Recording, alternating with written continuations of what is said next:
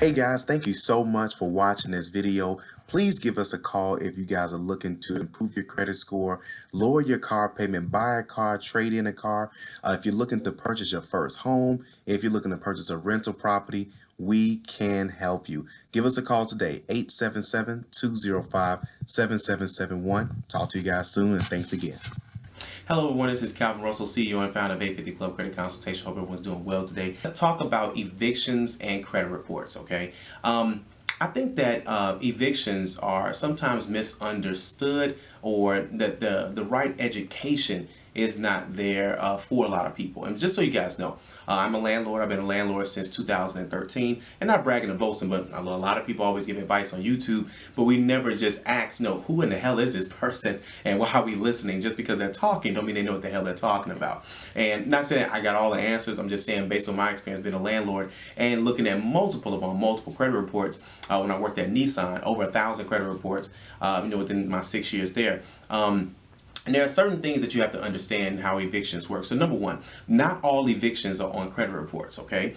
So if you ever got, evicted from an apartment, then of course they go through the court process, because they have to go that route to get you out. Unless you were a nice tenant, oh my God, a nice tenant, and you didn't give your landlords a hard time, to go ahead and get you out. But sometimes people take it all the way to that level, and regardless of that, that's a court process, okay? So that may fall into public records, especially if you lost that case. In most cases it goes into public record because, again, it's court documents. So the eviction did happen if they had to take you to court, right?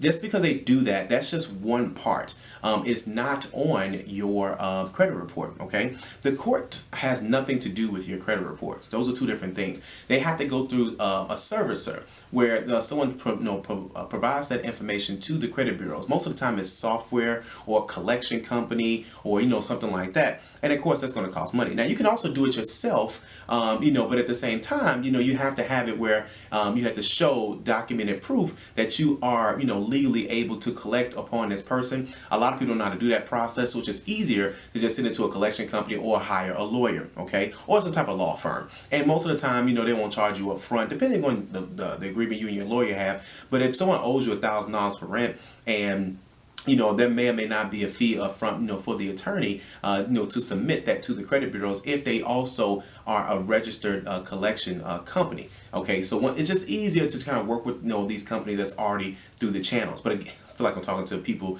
that you're trying to be a landlord. But my point is that unless they go through those channels, it's not going to be on your credit report. Now that doesn't mean that it's not going to be on your background check, okay? Because this is a public record. This is not necessarily like a bankruptcy in the sense where it was borrowed money. This is actually, you skipped out on paying rent, so now that's in public record. It's going to be on your rental history profile, but again, that has to be filed. And so there are a lot of different softwares and things of that sort, collection companies.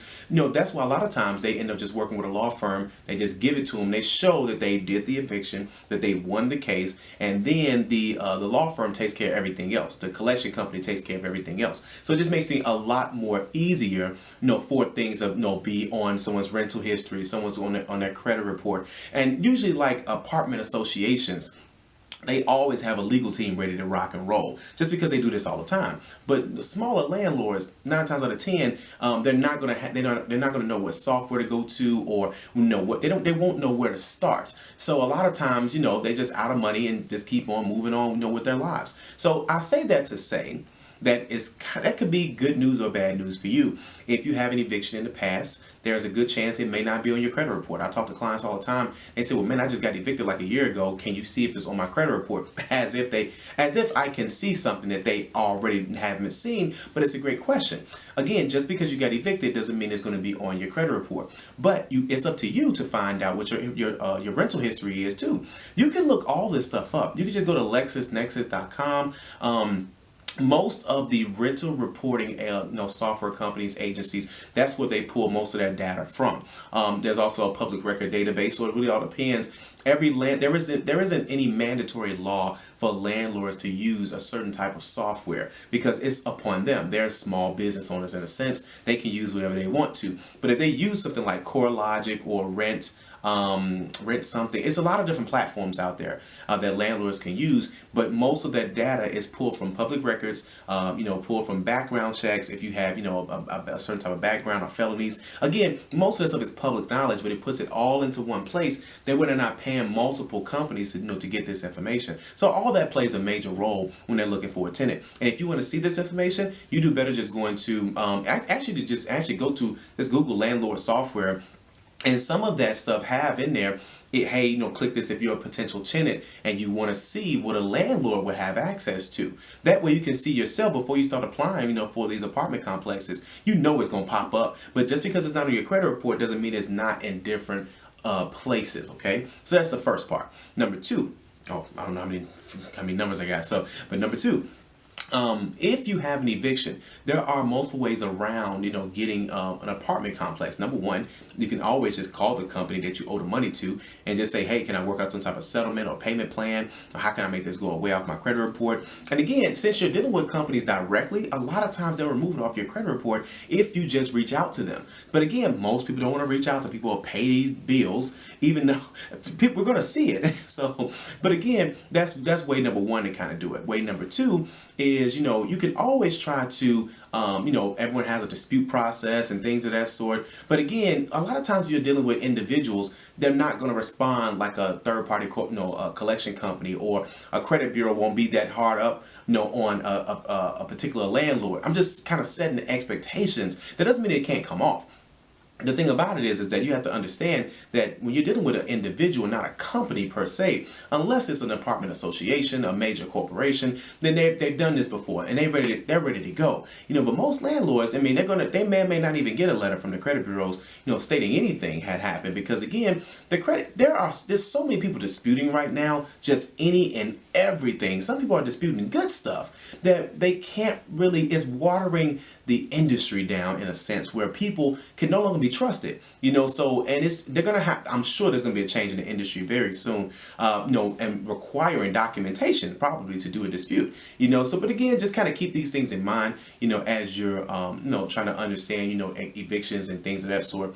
But again, you can always reach out to the people and try to say, hey, listen, you know what, I messed up. Can I do XYZ, payment plan, settlement, whatever the case may be, and then of course, the other option is if you're looking to go into an apartment and the eviction's on there, and just say, hey, listen, new landlord, I got an eviction on there. And this is dating back from an old video idea, but to give you guys the same advice, just let the people know up front they're going to see it. And you'll be surprised. A lot of landlords don't even have access to the software that's out there. A lot of them don't even care to use that software that's out there. Because some people are not, some landlords are not computer savvy or tech savvy. And they're like old school. They're like, listen, can you afford this? Show me some check stubs, that type of deal. But again, if you let them know this stuff up front, and you want to pay a larger security deposit, which kind of doesn't make sense if you owe somebody $1,000, now you got an extra $1,000.